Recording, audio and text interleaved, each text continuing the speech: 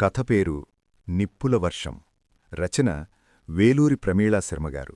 చలిగాలుల తీవ్రతకి ఎముకలు కురుకుతున్నట్టు మంటపుడుతుంటే అస్థికి కవచంగా ఉన్న ఎర్రటి నెత్తుటి ముద్దల మాంసభాగం గడ్డకట్టిపోతోంది.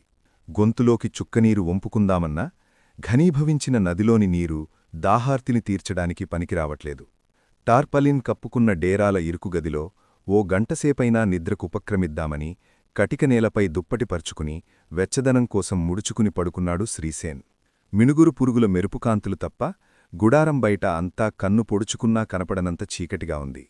కొద్దిసేపటి తర్వాత తూరీగల గుంపు ఒక్కసారిగా తరుముకొస్తున్నట్టు గాలిని చీల్చుకుంటూ శబ్దం చెవులకి తాకుతుంటే ఉలిక్కిపడి లేచాడు శ్రీసేన్.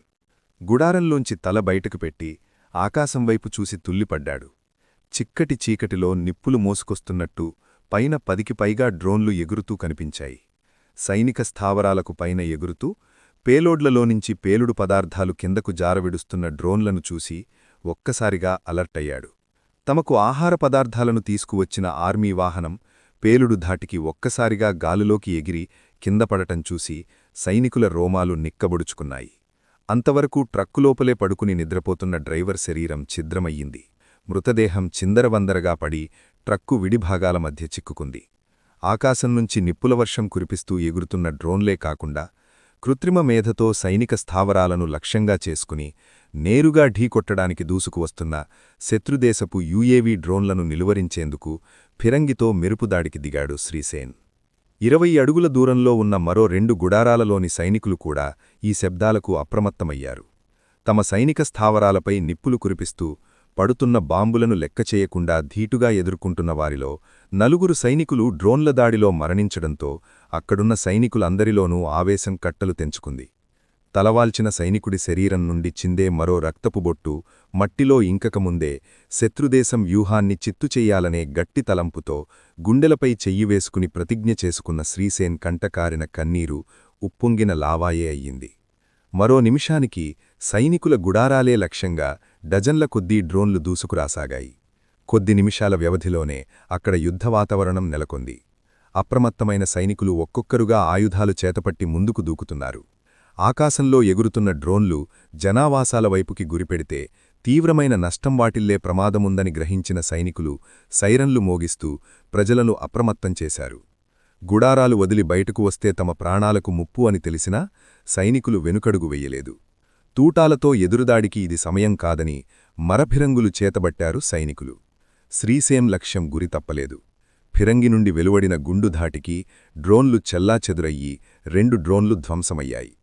10 మందికి పైగా సైనికులు ప్రాణాలతో బయటపడ్డారు.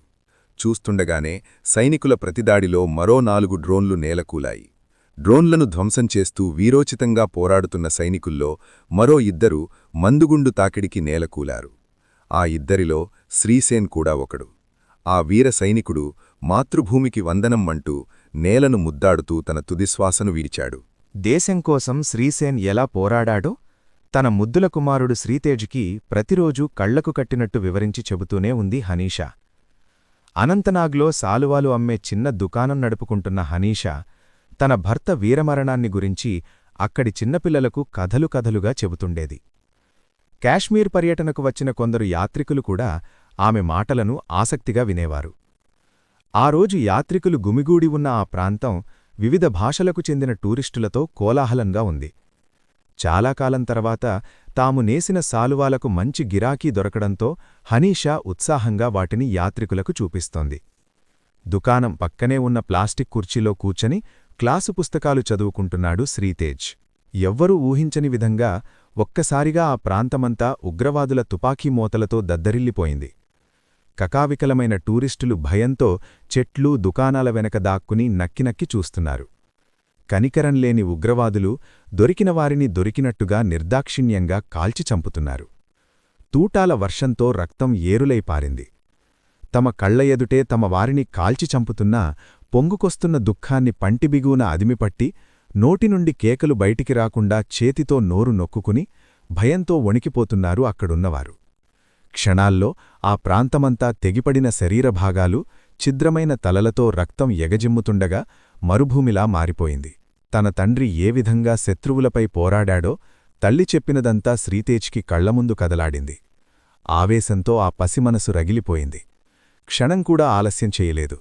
జూలు విదిల్చిన సింహంలా ముందుకు దుమికిన శ్రీతేజ్ ఉగ్రవాదుల మీదకు మెరుపువేగంతో దూకి ఒక ఉగ్రవాది చేతిలోని తుపాకీ లాక్కుని వారిపై తూటాల వర్షం కురిపించాడు. 5-6 రౌండ్లు కాల్చినా ఆ పసిమనసు ఉద్రేకంతో ఎగిరెగిరి పడుతూనే ఉంది.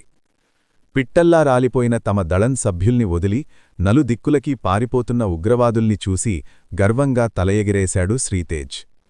పూలవర్షం కురిసినట్టు మేఘాలనుంచి సన్నని జల్లులు ఒంటిని తడుపుతుంటే మేఘాల నడుమ నీడలా కనపడుతున్న తన తండ్రి చిత్రవుకి సెల్యూట్ చేశాడు శ్రీతేజ్. ఇంట్లోకి వెళ్లి తన తండ్రి ఫోటోకి కిందనున్న బల్లపై ఉంచిన రైఫిల్ని ప్రేమగా స్పృశించి, నేను నీ బిడ్డని నాన్నా అన్నట్టు గర్వంగా తల ఎత్తి తండ్రి ఫోటోవైపు చూశాడు. ఉద్విగ్నతతో హనీషా బిడ్డను గుండెలకు హత్తుకుంది. జనవరి 26వ తేదీ పెరేడ్ గ్రౌండ్స్లో వందన సమర్పణ పూర్తయింది. రాష్ట్రపతి చేతుల మీదుగా అత్యున్నత పురస్కారాలను అందుకోవడానికి అక్కడికు చేరుకున్న త్రివిధ దళాలకు చెందిన వారి కుటుంబ సభ్యుల హృదయాలు ఆర్ద్రతతో బరువెక్కాయి. కొందరికి తమ వారి మరణానంతరం, మరికొందరికి తాము ప్రదర్శించిన ధైర్యసాహసాలకు గుర్తింపుగా పరమవీర చక్ర, అశోక చక్ర పురస్కారాలు అందజేయబడుతున్నాయి. పిన్న వయస్కుడైన శ్రీతేజ్ తాను ప్రదర్శించిన ధైర్యసాహసాలకు అశోకచక్ర పురస్కారాన్ని అందుకుంటున్నప్పుడు ఆ ప్రాంగణమంతా కరతార ధ్వనులతో మార్మోగిపోయింది. తన భర్త ప్రతిరూపమైన పులిబిడ్డ శ్రీతేజ్ వెనుకనే నిలబడి రాష్ట్రపతికి వందనం చేసిన హనీషా మాతృభూమి రక్షణకై తన బిడ్డను మరో సైనికుణ్ణి చేసిన వీరమాతగా నిలిచింది. కథ సమాప్తం. కథ విన్నందుకు ధన్యవాదాలు. మరిన్ని చక్కటి కథల కోసం, కవితల కోసం, ధారావాహికల కోసం మనతెలుగుకథలు.com సందర్శించండి. Thank you.